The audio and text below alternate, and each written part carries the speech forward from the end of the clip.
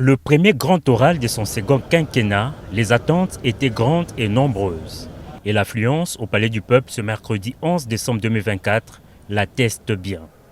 Une mobilisation pour un rendez-vous annuel et constitutionnel devant députés et sénateurs réunis en congrès. Ce grand événement, à l'instar de celui de l'investiture en janvier dernier, a également mobilisé hommes et femmes de médias pour une visibilité grandeur nature à l'image de cette belle vue aérienne proposée lors du direct par la radio-télévision nationale congolaise. À l'arrivée de l'escorte présidentielle dans l'hémicycle, le président de la République a eu droit aux honneurs militaires avant son accueil par les bureaux de 2 chambres du Parlement.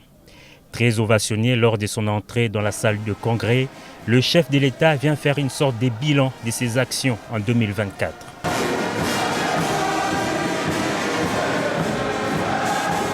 En 1h40, Félix Antoine Tshisekedi Tshilombo a passé en revue les progrès réalisés et ceux restant en suspens. Abordant l'économie, le chef de l'État a soutenu que ces secteurs en pleine transformation présentent des signes de solidité. Le pays prévoit une croissance de 6%, un rythme nettement supérieur à la moyenne de 3,8% attendue en Afrique subsaharienne. La vie chère s'est invitée dans ses discours. Le président Tshisekedi tient à rassurer la population qu'il a instruit le gouvernement de prendre des mesures urgentes pour protéger et renforcer le pouvoir d'achat des ménages. Aux Quinois et Quinois particulièrement, il affirme partager la préoccupation des embouteillages quotidiens et a instruit le gouvernement de procéder à une évaluation approfondie des mesures existantes et de proposer des améliorations dans les jours à venir.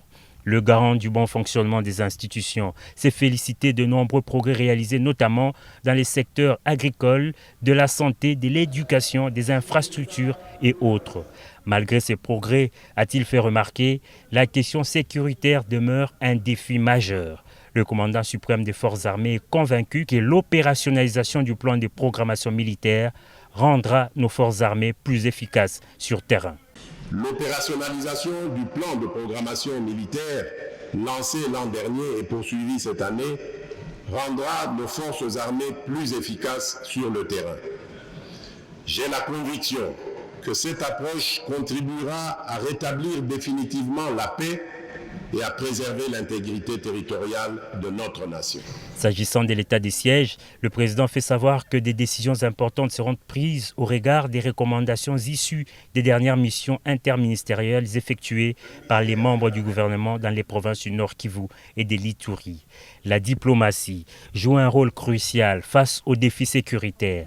Le chef de l'État fait remarquer que la RDC s'est affirmée sur la scène internationale en tant qu'acteur incontournable, résolu à défendre ses intérêts.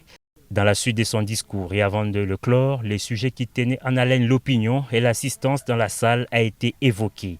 Le président de la République soutient qu'il est temps d'engager une réflexion nationale sur une réforme constitutionnelle en raison du temps nécessaire pour l'installation des institutions.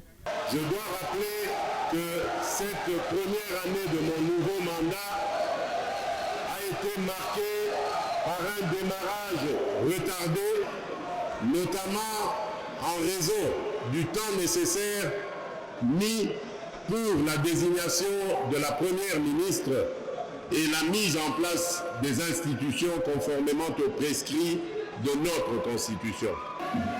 Cependant, cette situation nous invite à une réflexion commune. Il est peut-être temps d'engager une réflexion nationale sur une réforme constitutionnelle afin d'éliminer les failles qui ralentissent le fonctionnement de notre appareil étatique.